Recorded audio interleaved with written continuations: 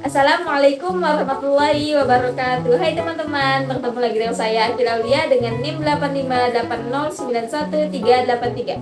Pada kesempatan kali ini, kita akan melakukan uji karbohidrat sederhana menggunakan bahan-bahan yang mudah ditemukan di rumah. Kita akan menggunakan betadine sebagai pengganti lugol untuk menguji atau mengetahui apakah makanan tersebut mengandung amilum atau pati. Mari kita lihat lebih dekat bahan-bahan apa saja yang sudah saya siapkan. Baiklah, di sini saya sudah menyiapkan pisang, nasi, buah apel, tahu, tepung terigu, biskuit, margarin, putih telur, kentang, gula pasir, betadine. Baik, selanjutnya kita akan menetesi 2-3 tetes betadine ini ke setiap bahan dan makanan yang sudah saya siapkan. Kemudian, kita akan mengamati perubahan warna apa yang terjadi. Jika warna betadine berubah menjadi biru kehitaman, berarti bahan tersebut mengandung amilum atau pati. Akan tetapi, jika warna tetap coklat kekuningan, berarti tidak mengandung amilum.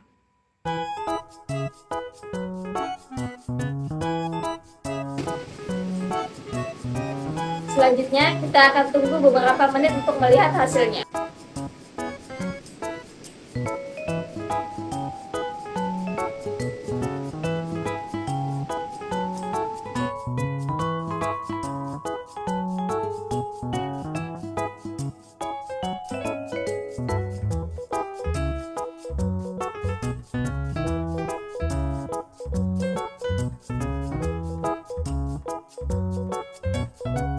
Berdasarkan hasil uji coba yang telah kita lakukan tadi, dapat kita simpulkan bersama bahwa pisang, nasi, tepung terigu, biskuit, dan kentang termasuk ke dalam sampel makanan yang mengandung karbohidrat, sementara apel, tahu, margarin, telur, dan gula pasir termasuk ke dalam sampel makanan yang tidak mengandung karbohidrat.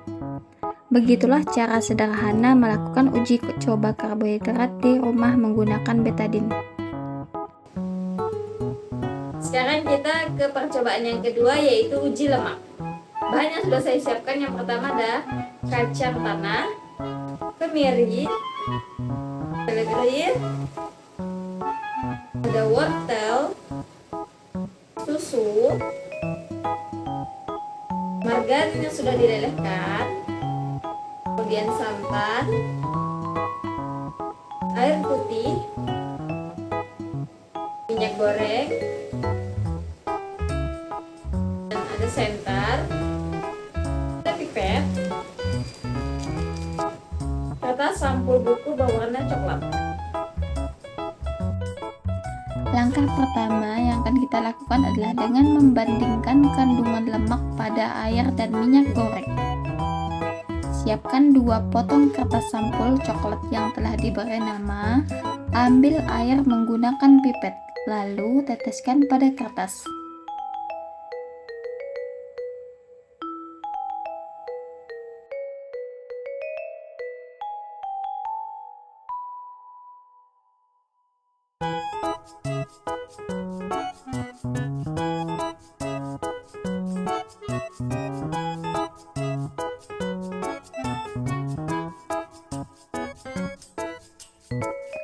Lakukan hal yang sama pada minyak goreng, lalu teteskan pada kertas. Diamkan selama 10 menit untuk melihat hasilnya.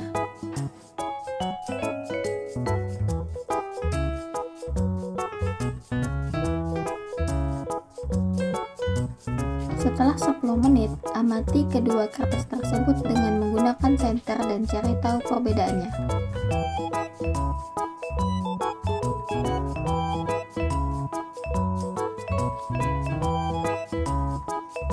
Seperti yang kita lihat, kertas yang ditetesi air jika diraba maupun disinari dengan senter tidak meninggalkan bekas.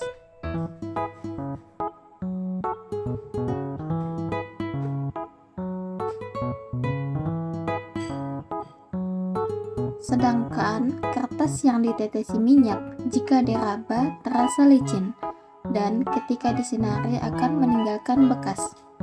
Mengapa keduanya tampak berbeda? Hal ini disebabkan karena minyak mengandung zat lemak sehingga ketika diteteskan pada kertas, minyak akan meninggalkan bekas dan terasa licin. Sedangkan pada air tidak mengandung zat lemak sehingga ketika diteteskan kepada kertas, dia tidak akan meninggalkan bekas dan tidak terasa licin. Sekarang kita masuk ke kegiatan yang kedua. Pada kegiatan ini kita akan menguji secara langsung 7 bahan yang telah kita siapkan tadi. Hal pertama yang akan kita lakukan adalah beri nama pada 7 kertas sampul dengan bahan yang akan kita uji. Setelah itu, setiap bahan dioleskan ke kertas sampul kira-kira 10 kali. Yang pertama, usapkan daun seledri.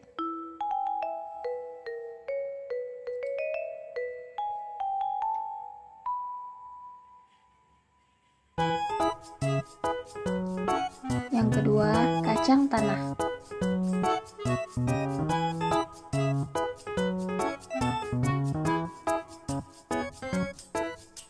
Yang ketiga, wortel. Selanjutnya, yang keempat, kemiri. Yang kelima, teteskan margarin. Selanjutnya susu.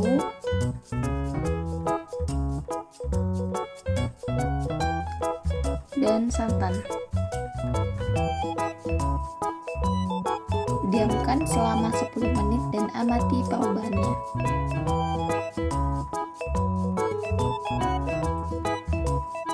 Setelah menunggu 10 menit, inilah hasilnya. Untuk susu, santan, margarin, kemiri, dan kacang tanah, jika diraba akan terasa licin, dan jika disinari akan meninggalkan noda yang transparan.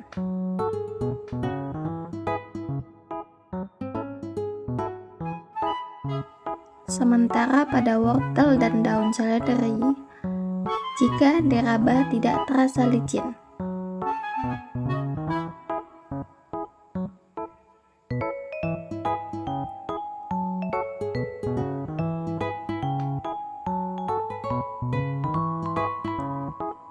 Dan jika disinari tidak meninggalkan noda yang transparan.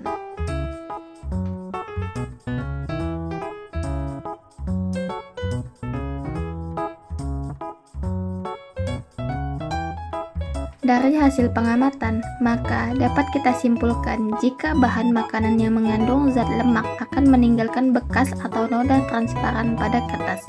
Hal ini karena lemak bersifat licin dan mengandung karbon, hidrogen, dan oksigen. Dan bahan makanan yang mengandung lemak yaitu adalah kemiri, kacang tanah, santan, susu, dan margarin.